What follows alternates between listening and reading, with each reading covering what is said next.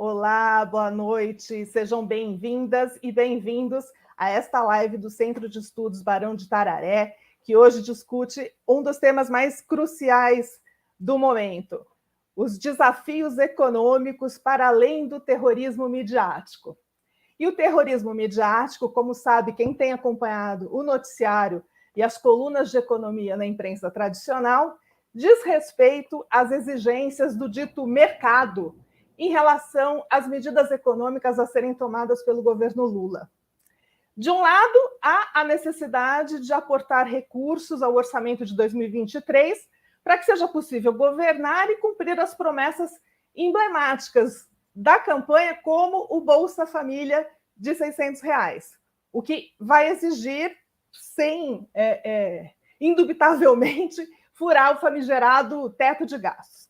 E do outro existe a cantilena relativa à chamada responsabilidade fiscal.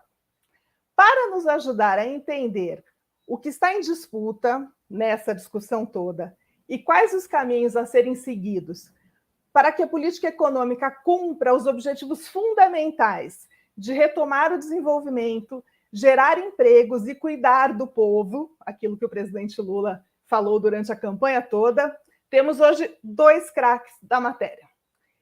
Está conosco o economista Antônio Corrêa de Lacerda,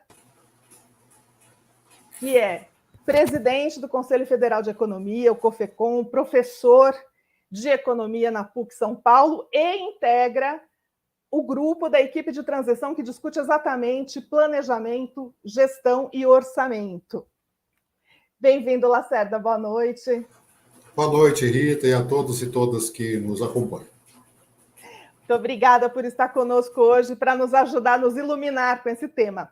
Também está conosco outra craque da matéria, que é a professora Leda Paulani, professora da Faculdade de Economia e Administração da Universidade de São Paulo, que foi secretária de Planejamento da cidade de São Paulo na gestão do ex-prefeito Fernando Haddad. Leda, muito obrigada e seja bem-vinda a essa nossa live aqui que discute esse tema tão urgente e importante. Eu que agradeço, dou uma boa noite aí também a todo mundo que nos acompanha, e a todas e todos que nos acompanham. E agradeço o convite do Barão de Itararé, do Miro e seu, da turma aí, do Barão, que eu conheço há muito tempo. Obrigada, Leda. Bom, antes da gente começar aqui rapidamente a nossa conversa, eu quero só já agradecer também muitíssimo aos nossos parceiros que também transmitem essa live. A live está sendo transmitida pelo canal do Barão no YouTube, pela página no Facebook, mas também pelo Brasil 247, pela TVT, pelo Viu Mundo, pela Mídia Livre e pelo Pão com Ovo. Melhor nome de canal da internet. Bom, muito obrigada mesmo, é super importante. A gente está no empenho para que esse tema chegue ao maior número de pessoas com informações qualificadas como as que a gente vai ter hoje aqui com o Lacerda e com a Leda, porque do lado de lá há muito poder e muito acesso para reverberar o discurso do tal ajuste fiscal. Do lado de cá, a gente tem que fazer volume e ser bastante consequente. Nós teremos aqui uma fala de cada um de aproximadamente 20 minutos e depois um espaço para responder algumas perguntas que chegarem aí pelos comentários nas redes sociais. Então, eu já passo para o Lacerda, que é o nosso primeiro palestrante da noite. Lacerda, com você, muito obrigada. Boa noite, é uma grande satisfação estar aqui. Acompanho sempre as atividades do Barão de Itararé, né? E acompanhado dessa querida amiga e colega Leda Paulani, que é um exemplo de resistência, né? Além da grande intelectual que ela é, uma militante de muita fibra, né? E que, junto com todos nós e vários outros, resistiu mais recentemente nos 6 anos aí que nós vivenciamos, né? E que certamente também teremos um papel relevante, né, de alguma forma, na reconstrução do Brasil, que é isso que se apresenta, né? Porque, na verdade, nós tivemos um descalabro, não é verdade, ao longo dos últimos 6 anos, em várias áreas, não foi só na economia, mas vamos ficar aqui na economia, que é o nosso tema. E a partir da pergunta ou da provocação feita por Rita, logo na abertura, eu acho que valeria uma reflexão nossa. Primeiro, quem é um mercado, né, que sempre aparece tanto na mídia, né? Esse mercado que a mídia corporativa repercute tanto, né, como se fosse algo assim imexível, neutro, né, desprovido de interesses, que quer o bem comum. Agora estão preocupados com a alimentação, é isso, das crianças, das pessoas, que a inflação que vai ser gerada, segundo eles, pelo aumento dos gastos, que vai exigir elevação de juros, que vai prejudicar os mais pobres. Né? É muito bem-vinda essa preocupação repentina com os mais pobres, né? Sendo que houve, por parte do chamado mercado, ao longo dos últimos anos, eu estou me referindo especificamente a esse período, porque nós temos hoje 33 milhões de pessoas que passam fome, não é? Mais da metade da população brasileira sofre de insegurança alimentar. Mas é esse mercado que ganha tanta repercussão na mídia, chamado mercado, que, na verdade, é uma parcela do mercado, não é? Porque se a gente for ver do ponto de vista econômico, quem é o mercado? Sou eu, é Rita, é Leda, é o Felipe, que está no bastidor, e todos que estão nos ouvindo. Nós somos mercado, não é? Porque nós somos trabalhadores, nós somos empreendedores, somos consumidores e somos membros da sociedade civil. Então, nós somos o mercado. Então, o mercado para valer não é a Faria Lima, nem o Leblon, né? Nem a Avenida Paulista. É o Brasil, né? O Brasil com todas as suas contradições e todas as suas qualidades. Não é? Então, vamos requalificar o que é mercado. O mercado que aparece na mídia é o pessoal da grana, né? Do mercado financeiro e os rentistas, que são aliados desse processo. Então, esse mercado tem interesses. E eu diria que eles são legítimos do ponto de vista da representatividade. O problema é quando se reflete, se dá reverberação somente a um lado da história. Porque, para discutir economia, você não deveria ouvir só o mercado financeiro. Você deveria ouvir o trabalhador, o empresário produtivo, o pequeno empresário, o pequeno empreendedor, o consumidor, não é isso? E claro que, muitas vezes, de uma forma distorcida, isso chega à grande mídia, né, na forma de pequenas entrevistas, pequenos relatos. Esse pobre consumidor, esse pequeno empreendedor, é massacrado com essa visão de mão única, né, do propalar do mercado, com os seus porta-vozes diuturnamente na mídia, tentando nos convencer que só existe um caminho, que esse caminho é o caminho da chamada austeridade para os outros, né, porque a austeridade não vale para cá. No caso em questão da chamada PEC da transição, é muito curioso, né, porque se faz todo um alarde, porque o governo que vai ainda assumir, ele não está ainda, ele vai assumir em janeiro, propôs uma PEC para viabilizar a transição, ou seja, para não interromper os programas sociais, para manter o governo atuando de uma forma de continuidade, como deveria ser num processo republicano. Só que nós não estamos num processo de transição republicano. A nossa transição é absolutamente peculiar, né? Primeiro, porque o governo que está saindo não reconhece a derrota nas urnas. Isso faz toda a diferença e provoca um clima de terceiro turno inexistente, de ódio, né, de embate não democrático, né, não isonômico no campo dos espaços e baseado fortemente em fake news. Né? Bom, e aí entram os interesses, obviamente, os lobbies fortíssimos de grupos de interesse que se vá além dessa situação privilegiada de acesso à grande mídia, né, para fazer valer ou impor as suas visões. Né? Então, o que é preciso ficar claro é que a economia, nos moldes em que ela foi criada, e que está vigente no atual governo faliu, desmoronou, não é?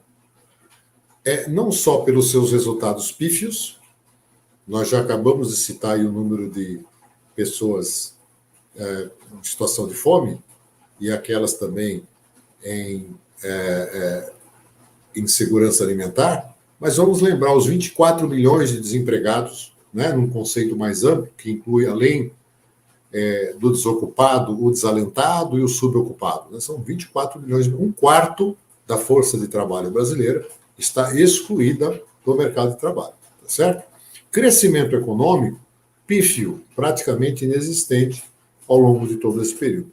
Então, essa cantinela vigente desde 2016, de que é preciso a austeridade, entre aspas, que só vale para os outros, eu repito, e que com isso se resgata a confiança, e que o setor privado, por si só, e de uma forma quase que isolada, se encarrega do desenvolvimento da economia, não se mostrou adequado. Né? Criou-se um monstrengo chamado Ministério da Economia, que, em excesso de pretensão, acumulou tarefas que eram de pelo menos 4 ministérios na origem. Né? A Fazenda, Planejamento, Indústria e Comércio, e durante um tempo abarcou também trabalho e emprego. Né? Então, sob o argumento do Estado mínimo, do falso argumento do Estado mínimo, da chamada racionalização, se criou um grande monstrengo que, primeiro, não tem funcionalidade. Né? Ele não consegue, é impossível para um único ministro conduzir de tal forma tantos assuntos. Né? Eu conversava com um colega conservador já há muitos anos e perguntei se ele não achava, ele conhecia o governo, e eu perguntei se ele não achava um absurdo essa junção, e ele me disse, isso só pode ser feito mesmo por quem não tem a mínima noção das funções desses antigos ministérios, né? Ou porque não dá a mínima bola para a função que eles têm. Então, na verdade, o resultado disso foi que o Brasil perdeu essa interlocução com os agentes econômicos, com o mercado na acepção ampla, porque não tem braço com o trabalhador, não tem com o empresário, não tem com o investidor, não tem com o consumidor, não é? Fica sem interlocução. Então vira um Ministério das Finanças do dia a dia extremamente arrogante, né? Como é próprio dessa gente, e que está lá para objetivos outros, que eu não vou detalhar aqui, mas que aparece com certa frequência na mídia, enquanto que as funções principais do Estado, do planejamento, da visão da moderna política industrial, né, que enfrente para valer os graves problemas, além dos já citados, aumento da miséria, da fome, também do desemprego, também o país vive um gravíssimo processo de desindustrialização, né, gravíssimo, que sabemos ocorre no cerne daquilo que deveria estar no motor do crescimento brasileiro junto com os investimentos. Então, todo esse aparato que foi montado, né, da Emenda Constitucional 95, que foi aprovada em 2016, e que hoje é vendida, aliás, teve jornalista que já me inquiriu a respeito, dizendo como é que o senhor vê o desmonte da Emenda Constitucional 95, sendo que era uma unanimidade entre os economistas. E aí eu tive que falar, em rede nacional, felizmente tive a chance de falar, que, na verdade, nunca houve unanimidade. Houve unanimidade, talvez, da parte dos economistas que eles entrevistam com maior frequência. Mas todos nós, economistas críticos, eu me lembro que a própria Leda e vários outros, felizmente, se manifestaram, mostrando a grande incongruência e total inviabilidade da chamada Emenda Constitucional 95, a tal de Lei do Teto. Quais são os grandes problemas dessa chamada Lei do Teto? Primeiro, ela não leva em consideração o papel do Estado nos ciclos econômicos, né? Ou diante de fatores imprevistos, como a pandemia, Covid-19, que acabou acontecendo ali entre 2020, com sequelas até 2022. Não leva em conta o crescimento populacional, e nem as debilidades de um país estruturalmente frágil como o Brasil, que tem tanta divergência. Então, você querer fixar uma regra congelando gastos ao longo de 20 anos é absolutamente inviável, inapropriado e sem precedentes na história econômica mundial, né? O resultado disso foi um falso teto de gastos, sendo que o próprio governo Bolsonaro rompeu esse teto e tem número para isso, 795 bilhões de reais.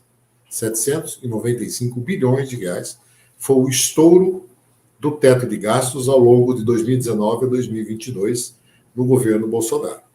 Então, é curioso, né, que diante da necessidade de uma transição, em que houve um claro excesso de gastos eleitoreiros ao longo, especialmente do segundo semestre de 2022, o governo entrante, como forma de garantir minimamente a continuidade dos programas sociais, do funcionamento da economia, apresente uma PEC e isso vire como se fosse algo inviável, né? Sendo que houve um silêncio total nos 4 anos anteriores, que inclui o ano 2022, em que, repito, o governo atual estourou o teto de gastos em 795 bilhões de reais. Quer dizer, na verdade, é um falso moralismo, é uma falsa austeridade, é uma falsa preocupação com um chamado equilíbrio fiscal, não é? Mas esse é o mundo que vivenciamos no Brasil, dada essa configuração. Então, eu creio que nós, economistas independentes, temos essa função, e estamos fazendo isso, de mostrar para a sociedade brasileira que é um grande engodo, né, que por trás da defesa, né, do que seria um equilíbrio das contas públicas, porque isso favorece os mais pobres, na verdade, defende interesses muito claros. E essa pressão por nomeação de cargos, por definição de regras, é totalmente descabida. Nós estamos num processo de transição. O maior desafio da equipe de transição é fazer o governo andar, né? Reorganizar minimamente esse conjunto de ministérios que foram, por exemplo, na área econômica, falando da nossa área, juntados de uma forma absolutamente improvisada e que não cumpre a sua função, né? Então, é preciso reorganizar tudo isso e esse, me parece que é um papel muito grande. É totalmente descabido que se pressione o governo ou o presidente eleito para nomear nomes de futuros ministérios e etc., até porque eu entendo que a era do posto de combustível já foi, né? Esse erro que a sociedade brasileira cometeu em 2018, de eleger não só um presidente totalmente despreparado, mas um pretenso posto de combustível que seria o grande articulador da política econômica, que sequer foi apresentada ou debatida com a sociedade, faliu, né? Não dá. E o mais provável, e é isso que pelo menos estamos em discussão no âmbito da transição, é que, na verdade, primeiro, a política econômica seja a política de governo, não é de um iluminado que vai ser nomeado, né? Segundo, que o desafio é tão complexo que exige a coordenação de vários ministérios. Na área econômica, por exemplo, você tem 4 áreas muito claras, né, que são Fazenda, Planejamento, Indústria e Comércio, Emprego e Trabalho, né? Não necessariamente com esses nomes. Mas há também ministérios importantes, Ciência e Tecnologia, Cidades, Infraestrutura, que numa visão de Estado que é muito diferente da prevalecente, de uma visão de planejamento, tem outras funções, né? Portanto, não será a política econômica do iluminado que será indicado. Tal. Primeiro que será uma política econômica do governo, que sempre transparece de uma forma muito clara quais são os seus objetivos, compromissos, e foi o projeto que foi ganhador das urnas e tem que ser respeitado, né? Trata-se, obviamente, de um governo de frente ampla, né, que contempla várias forças no âmbito, eu diria, do compromisso com a democracia, com respeito à Constituição, o Estado laico, né, a liberdade de expressão, a liberdade de cátedra nas universidades, né? Então, isso são os pontos comuns e que vêm na visão do Estado, algo que é imprescindível. Não que o Estado vai resolver tudo, é claro que a iniciativa privada tem um papel muito relevante, mas ambos têm que trabalhar de uma forma coordenada, não é? E há funções que são princípios do Estado, a função de planejamento, de regulação, de fiscalização, né, de coordenação, são funções típicas do Estado, não é o setor privado que vai fazer isso. E, claro, dentro dos modelos estabelecidos, de uma forma republicana e em respeito à sustentabilidade, não só econômica, mas social e principalmente ambiental, né? Quer dizer, não é o crescimento a qualquer preço, né? Como, inclusive, defendido por vários integrantes do governo atual, né? Não só defendido, como praticado. Mas, de qualquer forma, há um Brasil novo a ser construído, de respeito à cidadania, respeito ao meio ambiente, de preservação das conquistas sociais, de cumprimento do enorme déficit social, né, que precisa ser enfrentado, né, e a consciência de que, por melhor que sejam as políticas sociais, elas por si só não garantem, de uma forma sustentada, uma maior justiça econômica e social para a população. Né? Preciso retomar o crescimento para gerar novas oportunidades. Né? E isso não ocorre de forma automática. Então, para além de eventuais divergências que sempre, né, se coloca e aparece na mídia de que haveria divergência entre A e B, não sei o quê, há um ponto comum que é essa visão holística, eu diria, né, do desafio que está colocado, quais são os valores a serem atingidos e quais os meios para atingi-los. Eu acho que isso fica muito claro e transparece, não é? Na visão. Ao contrário do que também é equivocadamente propalado, não há, se questiona muitas vezes, um novo governo, o governo entrante não tem um programa de governo. Né? É muito fácil fazer um programa de governo. Se você tiver uma equipe de bons economistas, em algumas semanas você consegue um programa de governo, que pode virar um livro, pode virar alguma publicação. Mas isso só não basta. Né? É preciso que esse programa reflita a correlação de forças da sociedade, os vários segmentos envolvidos, o diálogo e a combinação com esses vários setores.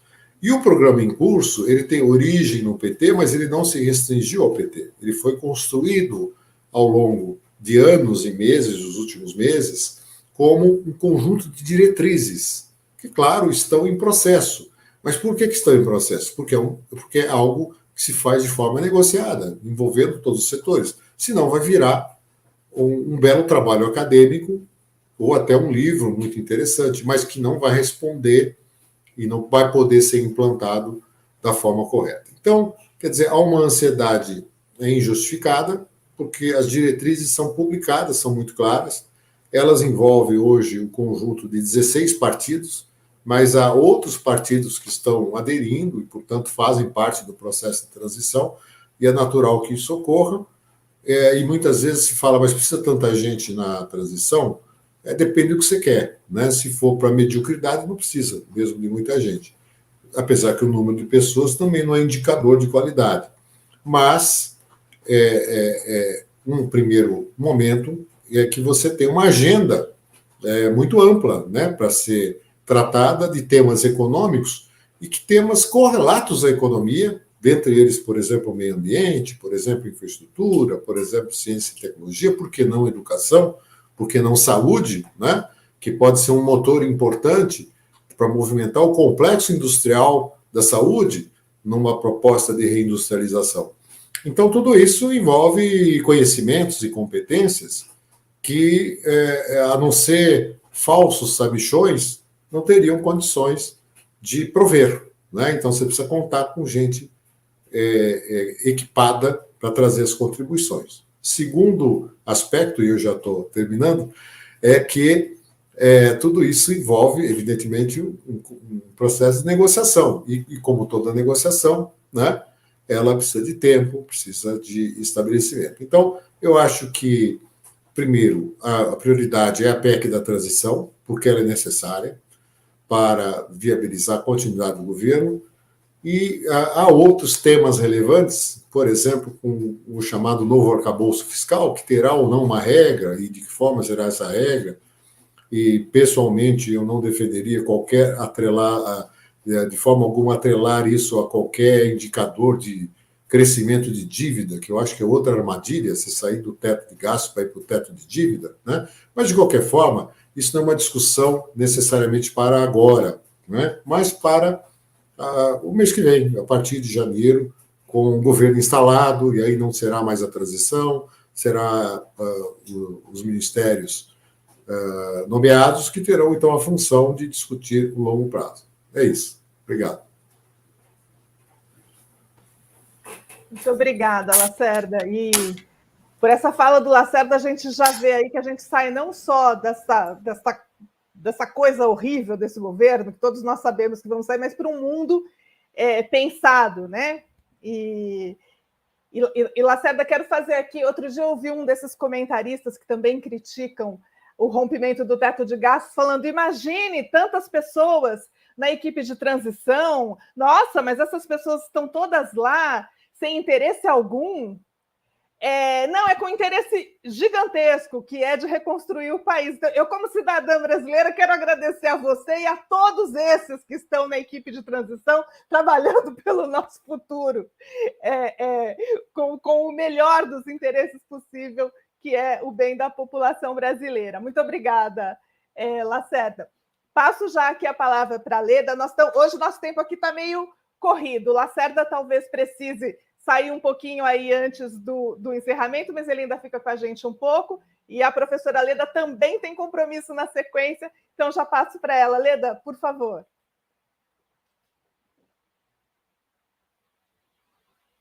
Eu queria mais uma vez, então, agradecer o convite do Barão e do Miro e da Rita, e dizer que é uma satisfação estar aqui dividindo essa live com o Lacerda, que é, enfim, um economista muito respeitado, né, presidente do nosso Conselho Federal de Economia, e que pôde nos falar aí de dentro da transição, vamos dizer assim, né, uma vez que ele faz parte aí da equipe de transição.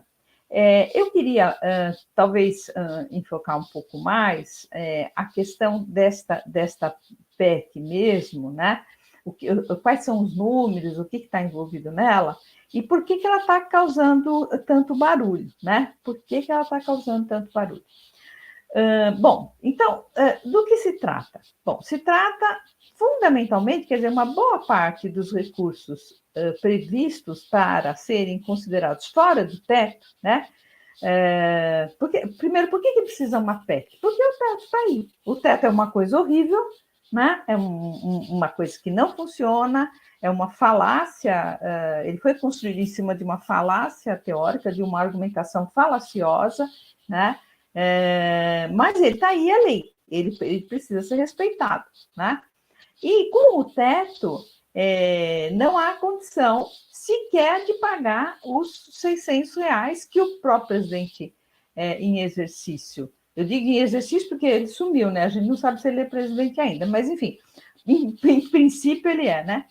O próprio presidente Bolsonaro falou que não, que ia ser de 600 e tal, só que o recurso que ele deixou no orçamento é para 400, não é para 600. Ele não deixou recurso para 600, né? Então, você precisa ter um recurso para poder pagar esse Bolsa Família, ou auxílio, enfim, como queira chamar. Não vai mais ser emergencial, né? A ideia é de que ele seja o Bolsa Família já aumentado, né? Uma vez que não há recurso para isso, e se for utilizar recursos para isso, vai furar o teto, né? Então tem que já, de antemão, ter essa licença do Congresso, também para poder pagar os R$150 por criança de cada família, né? Além dos 600, então toda família que tenha criança abaixo de uma determinada idade vai ter os R$150 reais por criança, também para ter algum aumento real de salário mínimo, né? Enfim, está aí estagnado há muito tempo, eu não lembro agora exatamente, mas talvez o Lacerda tenha isso de cabeça, mas eu acho que desde 2017, se não me engano, que o salário mínimo não recebe. Eu sei que o governo Bolsonaro inteiro não deu reajuste real no salário mínimo, né? Então, o valor é o valor que só repôs a inflação, que foi alta, né, nesses últimos tempos, como a gente sabe.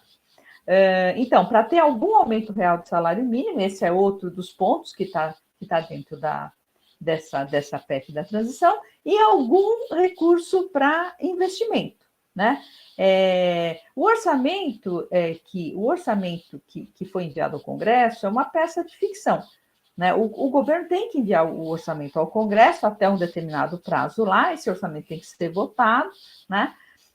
Para poder iniciar o ano assim que vira o calendário no 1º de janeiro de cada ano. O governo enviou, só que esse orçamento, essa proposta de lei orçamentária que o governo enviou enfim, é uma peça de ficção, porque não tem dinheiro para a farmácia popular, né? Não tem dinheiro para merenda, não tem dinheiro para transferência de recursos transferência de recursos para municípios, né? Então tem várias coisas, fora que também não tem dinheiro para pagar os tais 600 que o Bolsonaro na campanha disse que iria pagar, que garantir e tal, né? Bom, então para tudo isso aí é que se fez essa PEC da transição, né? Qual o tamanho da conta? O tamanho da conta é 198 bilhões. É isso que se está querendo tirar fora do teto, né? Aí você pensa assim, 198 bilhões, né? Veja, só neste ano de 2021, o Bolsonaro gastou pelo menos uns 140 bilhões com todas essas medidas eleitoreiras que ele tomou, né? Fora do teto. Fez um monte de PEC, né? Um monte de... a Constituição fica parecendo uma coxa de retalhos, né? Para poder gastar esses recursos, inclusive de uma maneira que afronta a Constituição, porque em ano eleitoral você não pode ter esse tipo de gasto, né? Mas tudo, para o Bolsonaro, tudo era permitido, né? Então, você fala assim, poxa, se ele próprio furou o teto em 140, e se a transição está pedindo 198, né? Está pedindo muito pouco a mais do que foi fora do teto, que foi gasto fora do teto neste ano mesmo, de 2022. E mais, na média, está pedindo exatamente o que foi o gasto na média dos 4 anos de Bolsonaro. O Lacerda mencionou aqui que o governo Bolsonaro gastou quase 800 bilhões de reais fora do teto, nos seus 4 anos de mandato, né? Na média, 200. Ora, o que está se pedindo? 200. Então, veja, aí você fala assim, puxa vida, mas então por que esse terrorismo todo, né? Por que esse barulho, essa balbúrdia, né? Olha, chegou num nível, eu fico tão indignada, porque chegou num nível em que eu sinto muito, eu vou falar o nome de um colega de profissão aqui, mas que me assombrou, né? Eu comecei a ouvir gente perguntando se o Lula ia confiscar as poupanças, fazer confisco da poupança, não é confisco, como é que é a palavra, Lacerda? Oh, meu Deus do céu, acho que agora o Lacerda saiu. Eu ouvi que era confisco mesmo. Confisco mesmo, né? Nós temos um termo melhor.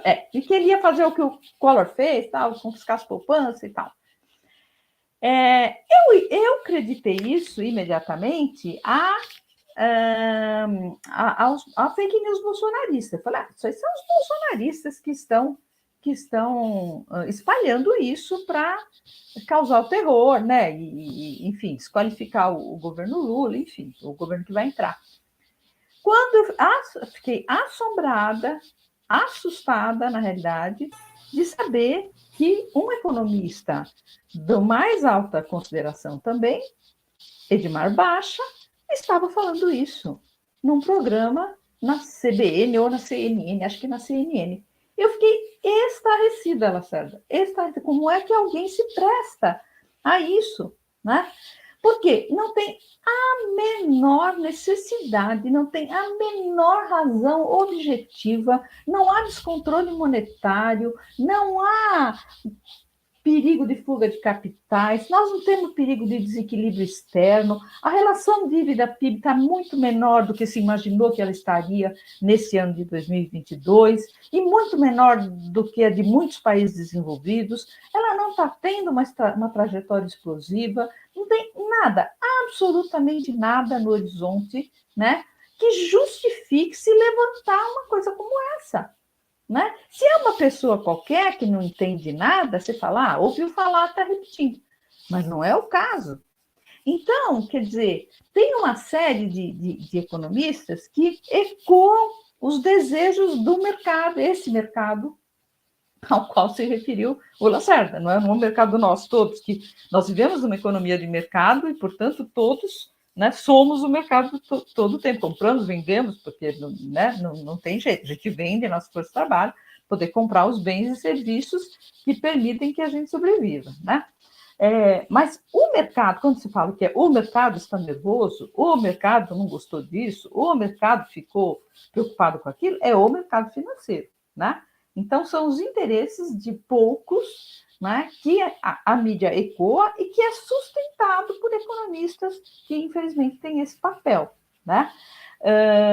Bom, aí você fala assim, veja, se o que está se pedindo, né, não é nada muito diferente do que já aconteceu nos últimos 4 anos, por que este barulho todo? Né? Eu entendo que aí a gente tem algumas questões para lembrar. Né? Primeiro, a gente sabe que qual é esse primeiro ponto que eu vou levantar, eu vou explicar mais ou menos assim, qual que é o raciocínio deles e o que eles passam, né, para a mídia, nas entrevistas, etc., e a grande mídia só transmite esta visão, como bem lembrou Lacerda, né? O Jornal Nacional, por exemplo, num dos dias da COP lá, em que o Lula chorou por causa da fome, não, foi o dia que ele falou com os deputados, ou foi, já não sei mais, ou num dos dias da COP, o Jornal Nacional fez uma edição calhorda, né? Terrorista, e só deu voz aos economistas que ecoam os interesses deste mercado, né, dessa gente que tem riqueza financeira. Muito bem, qual é a lógica deles? Esta lógica aqui, mas eu tenho cá comigo que nem eles mesmos acreditam nisso, né? Eles transmitem isso porque interessa, é os interesses materiais deles que determinam isso. Claro que academicamente eles são ortodoxos, né? Eles defendem a economia ortodoxa e tal, mas eles são pessoas muito inteligentes, não é possível que acreditem em muitas das coisas que falam, até porque hoje a economia convencional, toda ela está em xeque, né, Lacerda? O Lacerda falou isso, toda ela está em xeque. A teoria monetária da moeda, a teoria quantitativa da moeda está em xeque com o que aconteceu nos Estados Unidos depois da crise de 2008, né? A questão do Estado, diminuir o tamanho do Estado, etc., a pandemia botou por água abaixo.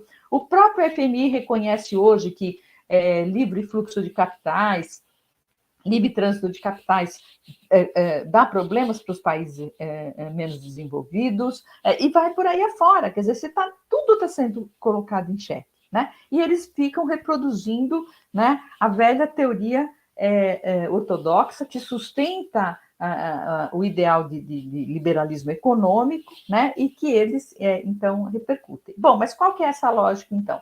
No caso dessa ojeriza aí, eu falei num artigo recente que boa parte deles tem delírios tremens, né, quando fala de gasto público, assim, começa todo mundo, não, gasto público não, gasto público não, né? Qual que é a lógica? A lógica é a seguinte, eles dizem, olha, se o governo gasta demais, por isso precisa ter uma regra para conter os gastos do governo, se o governo gasta demais, né, vai aumentar a demanda na economia, e esse gastar demais vai significar que vai ter mais moeda na economia, vai ter mais demanda na economia, os preços vão subir, né, e vai ter inflação. Além disso, né, vai subir o resultado, se o governo gastar muito, o resultado das contas públicas, ele fica ruim, né? E acaba aumentando a dívida pública, porque o governo daí tem que emitir títulos para cobrir o déficit fiscal, que ele não conseguiu cobrir com a arrecadação de tributos. Bom, se a dívida pública começa a subir muito, né? E o parâmetro que se usa é a relação dívida pública-PIB, né? Se começa a subir muito, começa a ter o risco de não pagar, né? Então, o governo não vai pagar a dívida, né? E isso, no limite, vai causar inflação, porque aí vai ter também uma inflação de ativos, porque os agentes vão correr para outros ativos, que não os títulos públicos, né? Então, você vai ter pressão de preço de todo lado, no limite, o que vai acontecer, né? Você vai desvalorizar demais o poder de compra da moeda, e quem vai sofrer mais são os mais pobres. Então, eles falam, não, responsabilidade fiscal, anda junto com a responsabilidade social, e vai por aí afora. Muito bem, então, esta é a lógica que eles transmitem, né, para a imprensa, e a imprensa ecoa, e só dá voz a eles, etc, etc. Então, o terrorismo é focado nisso, porque a relação dívida pública-PIB não pode subir, né? Olha, a relação dívida pública-PIB, ela vem subindo historicamente ao longo do capitalismo. Dos anos 80 para cá, do século passado para cá, ela vem subindo, né? Por inúmeras razões, né? E não existe um parâmetro para essa relação. Por exemplo, eu sempre digo isso porque as pessoas não sabem, né?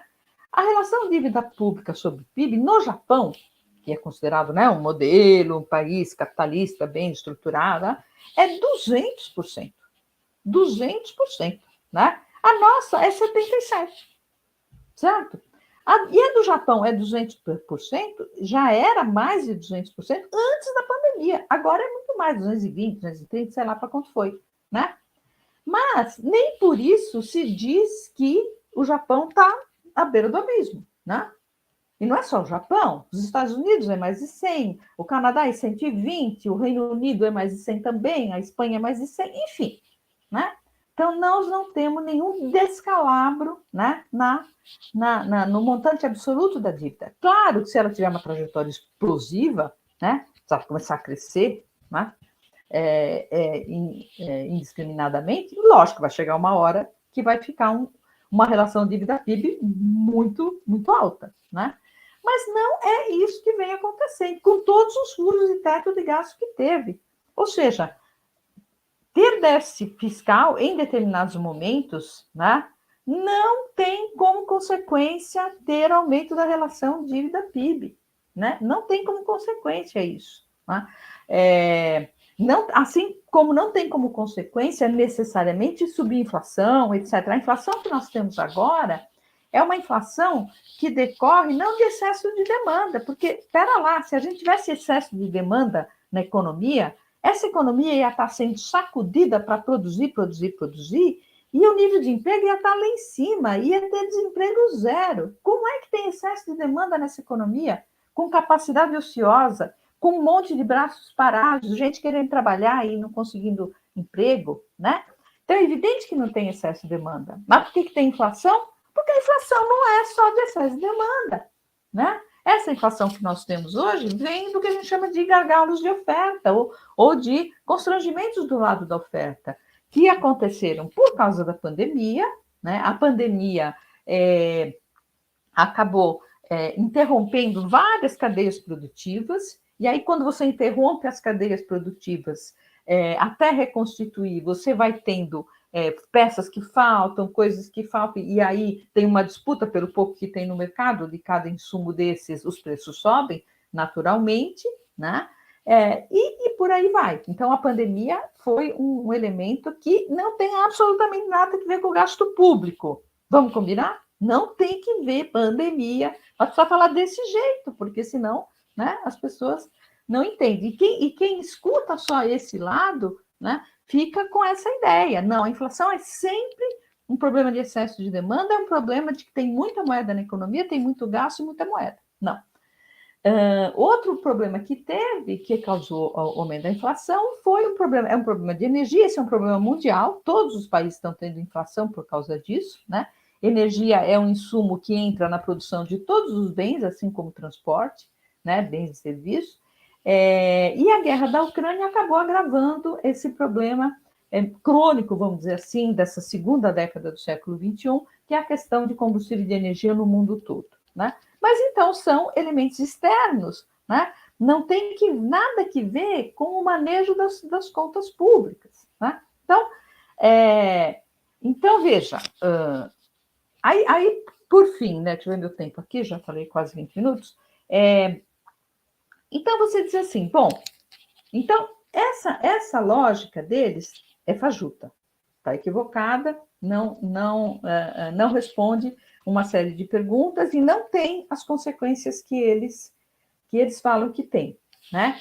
Segundo lugar, não se está pedindo nada além do que aquilo que já aconteceu nos 4 anos de Bolsonaro, que foi o período, porque assim, a PEC dos gastos foi aprovada, do teto de gastos foi aprovada em 2017, né? Mas, de fato, vai entrar em vigor em 2019. Então, o governo Bolsonaro foi que viveu sob a regra do teto de gastos. Então, ele já está sendo rompido, né, e furado desde que ele começou a existir, né? Alguém falou que é um teto para uma casa sem parede, né? Porque já desabou tudo faz tempo. Mas, enfim, então, se não se está pedindo para colocar fora do teto nada além do que aquilo que, em média, já aconteceu no próprio governo Bolsonaro, e eles sabem disso, porque eles sabem muito bem fazer conta, né? Por que essa pressão? Né? Bom, primeiro, claro, tem um elemento político, né? Na realidade, é o seguinte, muita gente pulou no barco do Lula à última hora, né? Porque estão cansada de passar vergonha internacionalmente com esse presidente, que é um presidente que saiba comer de garfo e faca, como se diz, né? Que seja menos tosco, que seja, enfim, que tenha respeitabilidade, mas não querem que o governo Lula se dê bem, de jeito nenhum. Isso eles não querem, né? E por que eles não querem? Porque por trás, né, do governo Lula, isso ficou claro na campanha, etc., certamente tem uma visão do funcionamento da própria economia capitalista, né, que diz que o Estado tem sim um papel e que o Estado não pode ficar constrangido. E a própria pandemia mostrou que o Estado tem que ter esse papel. Como é que você vai cuidar do meio ambiente pensando que o mercado resolve tudo?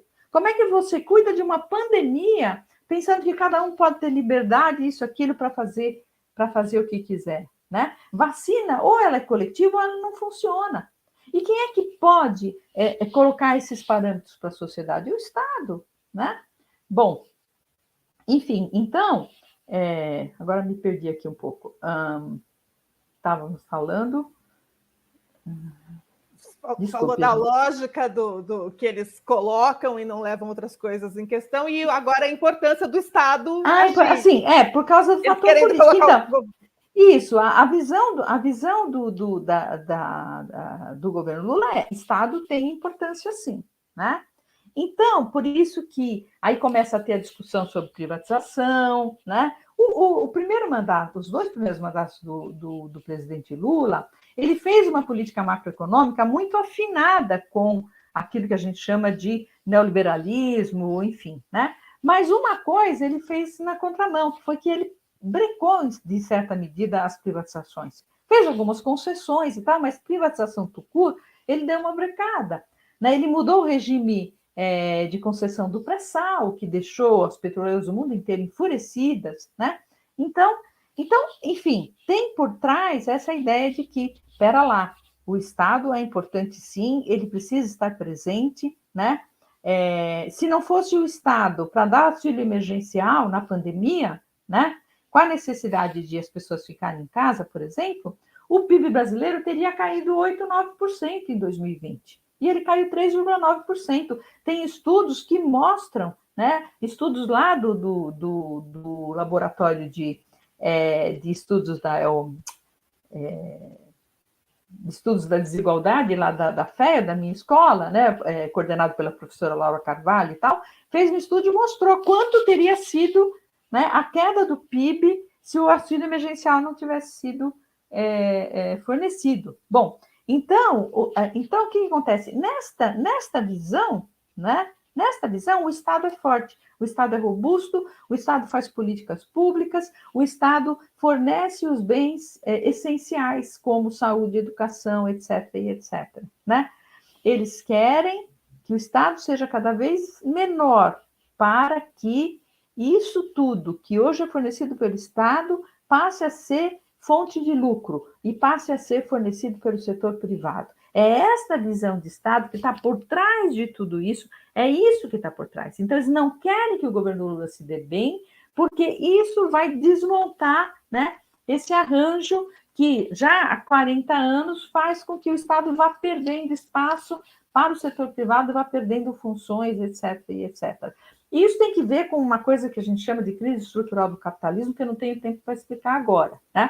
Bom, mas essa é uma das razões. A outra razão que eu acho é que eles sabem que um governo de centro-esquerda, né, no limite, vai chegar na questão da tributação e vai tributar a riqueza financeira, que hoje praticamente não paga tributos, né? Então, veja, eles fazem toda essa conversa, não, sem responsabilidade fiscal, não tem responsabilidade social, fazem esse terrorismo todo, dizem que o mundo vai acabar, mas eles sabem que não. Eles sabem que isso não tem fundamento, eu acho que sabem, porque não é possível, né? E, no fundo, eles estão se insurgindo contra uma determinada visão que prevalecerá e se fortalecerá se o governo Lula for bem sucedido. Essa é a minha visão. Eu vou parar por aqui, porque eu já falei 24 minutos, senão a gente não tem tempo para perguntas. Mas, ótimo. O maravilhoso seria a gente conseguir hackear o Jornal Nacional e colocar essa fala da professora Leda ali para todo o Brasil ouvir, porque fica cristalino do que é que se trata. Leda, e tem assim, pensando aqui no senso comum, que eu não sou economista, mas tem essa gritaria da relação dívida-PIB, mas não se concebe que o investimento do Estado, que uma outra política econômica pode fazer crescer o PIB e, com isso, melhorar a relação dívida-PIB. Exatamente. E além disso, você explicou aí muito claramente a questão da inflação que existe no Brasil, e ninguém reclama do Banco Central ficar subindo a taxa de juros para combater uma inflação que não é de demanda, portanto, não tem efeito, e faz subir a dívida também. Então, sim, qual é exatamente. Então, aproveitando, Rita, essas duas coisas, realmente que eu, enfim, por querer terminar aqui no tempo, acabei não falando. Primeiro que esse discurso dele só vê um dos lados, né? Claro, se você tem déficits públicos recorrentes, a dívida vai aumentar. Acontece que o gasto público, ele gera produto, gera renda e gera tributo, né? A dívida pública caiu, inclusive, né? A relação dívida pública-PIB caiu porque você não teve um desempenho tão ruim da economia quanto se imaginava que tivesse quando começou a pandemia, por exemplo, né? Então, o lado do gasto, que é o lado que gera produto, renda e emprego e tributação adicional e arrecadação tributária adicional, esse lado não se conta, né? E por que gera tudo isso? Porque você tem um efeito multiplicador desse gasto, né? As famílias de baixa renda no Brasil, a gente sabe, 33 milhões passam fome, mais da metade da população tem insegurança alimentar, né? Em setembro, bateu recorde de crianças e adolescentes com desnutrição no Brasil, né? Você tem 200 mil pessoas no Brasil sem teto, que perambulam pelas ruas do país, enfim. Então, você tem uma população que tem carências absolutas e, portanto, tem uma demanda reprimida muito grande, né? Se você joga dinheiro na mão dessas pessoas, imediatamente essas pessoas vão consumir. Esse consumo adicional vai melhorar o resultado das empresas, né? As empresas vão comprar mais de outras empresas, que também vão ver os seus resultados melhorarem, as expectativas vão melhorar, no limite até o investimento aumenta, né? Então, você tem um efeito multiplicador, isso em economia a gente chama de efeito multiplicador. Você tem um efeito multiplicador desse gasto, né? De modo que você tem a expectativa de um PIB muito maior do que você teria se você não tivesse esse gasto, né? E outra coisa importantíssima que você falou, Rita, que eu também não toquei, é que existe um tipo de gasto público que ninguém diz que precisa ter teto, ninguém constrange, ninguém regula, nada, né? Desde a lei da responsabilidade fiscal, que é assim, né? A lei da responsabilidade fiscal tem os seus méritos, mas, de fato, ela foi feita para a garantia da riqueza financeira e do mercado financeiro. Porque a punição para os crimes de colarinho branco já existia, só não era, já existia legalmente, só não era usada, né? Mas, enfim, essa é uma outra discussão. Então, não existe nenhuma limitação para gasto com juros, né? O Brasil vai gastar esse ano 500 bilhões de reais, 500 bilhões de reais com pagamento de juros da dívida. O governo Lula de transição está pedindo para o ano que vem 198 bilhões não serem considerados dentro do teto de gastos, né? Para poder liberar espaço no orçamento tal como está para aquilo que o Bolsonaro não deixou, recurso, como eu já falei, farmácia popular, merenda, etc., né? Para fazer um mínimo de investimento público e para poder fazer o auxílio emergencial de 600, aumentar minimamente o salário mínimo, tá certo? Está se pedindo para isso. E aí está esse desespero, esse terror, né? E por que a mídia é muito culpada? A mídia, não vocês, né? Na mídia. Eu falo que também sou jornalista, né? Eu sou jornalista, então eu sou formada em jornalismo também. Conheço, enfim, indiretamente o meio um pouco, né? A grande mídia, por que ela é conivente com esse terror todo? Porque ela só dá voz a um lado. Se você pegar, dá para fazer essa conta, se você pegar a Globo News, aquele conta corrente, enfim, nem sei se tem esse nome, mas que eu parei de ver a Globo News faz muito tempo, né? Mas se pegar os programas econômicos lá, dos últimos, sei lá, 8 anos, né? E você vê, para cada... quantos economistas com vozes dissonantes tem para cada 10, 20, 30 que vem falar a mesma coisa que o mercado está falando. Se tiver um a cada 30, é muito, eu garanto para você, Rita, é muito, né? Então, você repercute um discurso que tem uma fundamentação teórica fajuta e que o que tem por trás são interesses materiais muito bem constituídos e que tem muita força no Brasil e tem muito poder no Brasil, né? Acho que é isso. Ou seja, a batalha do governo Lula e de todos nós que queremos um governo para a população brasileira é dura, mas fundamental é a gente entender, a gente conseguir fazer essa discussão, ainda que não tenhamos a mesma audiência da TV Globo, sim, que a gente tenha clareza, pelo menos para travar a discussão no trabalho, na família, nós jornalistas, que não somos da mídia tradicional, poder tratar desse tema com um pouco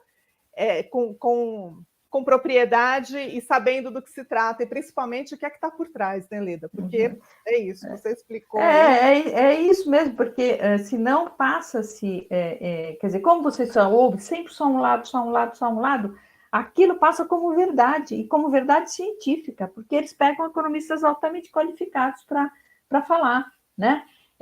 Então, assim, bom, é isso? Então não tem jeito, né? Então, não tem alternativa. Como dizia a ministra Margaret Thatcher, né? There is no alternative, né? Como se não tivesse alternativa, que a gente chamava de TINA, né? There is no alternative. A TINA, né? O problema é a TINA. Mas só que não é verdade, tem alternativa. É praticamente como se fossem leis da natureza, né? Isso, exatamente, como se fossem leis da natureza. A chamada responsabilidade fiscal nesses termos que é dada, porque uma coisa é a gastança que o governo Bolsonaro fez de maneira completamente ao léu para tentar comprar a reeleição e sem qualquer... Uma dinheirama despejada no Auxílio Brasil de uma maneira descoordenada, não é uma política pública. Outra coisa é gasto público responsável. Então, a qualidade do gasto fala muito aí sobre isso, né? É isso. Bom, chegamos aqui no nosso teto, tivemos a participação muito bacana do Lacerda e essa aula aqui muito bem explicada da professora Leda, que nos ajudou muito. Vou dar aqui os recados importantes antes da gente encerrar. Bom, teremos no dia 10 de dezembro a festa de final de ano do Barão, a Confra do Barão, que vai ser chopp com churrasco a partir das 14 horas. Precisa, para ver todas as informações e ver como lá reservar um lugar, entra no site do Barão, nós vamos festejar finalmente a espera de um feliz ano novo, depois de tantos anos que você falava, meu Deus, vem mais um. Então, todos os amigos convidados, amigos e amigas convidadas para a Confra do Barão, 10 de dezembro, olha lá no site para reservar a sua vaga. Professora Leda, convidadíssima, vá lá brindar conosco. Tá bom, ok. Lembrando também, quem não se inscreveu, se inscreva no canal do Barão, porque tem sempre aí conteúdo muito bacana como esse. Ative o sininho para receber as notificações e ficar aí ligado no que está acontecendo. E eu faço aqui uma propaganda de uma iniciativa antiga já, mas que eu acho que está atualíssima. Durante a pandemia, no ano passado, o Barão promoveu um curso online que era o Decifrando Economias. A aula inaugural contou com a professora Leda, que explicou exatamente o que era o orçamento, como que é essa disputa, para onde vai o dinheiro. E tem uma sequência de mais 7 aulas com um time excelente de primeira, que explica de maneira muito apropriada todas essas questões que estão na pauta hoje. Dívida, teto de gastos, Petrobras, inclusive, os programas de transferência de renda, como é que eles funcionam e como é que tem que ser.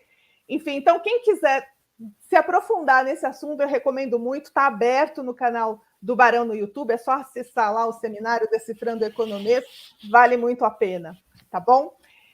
Leda, muito obrigada, foi fantástico, muito bom mesmo. Muito obrigada pela gentileza e disponibilidade de estar conosco. Eu que agradeço, então. Boa noite a todos. E muito obrigada a todo mundo que nos acompanhou. Fiquem ligados. Amanhã tem Jogo do Brasil. Já podemos torcer pela seleção brasileira de novo. Vamos resgatar a camisa amarela. É nossa. E é isso. Até a próxima. Estamos aí de olho na transição, esperando pelo novo ano, pelo novo governo e travando a luta, que é dura, mas vale a pena, e nós vamos vencer. Até!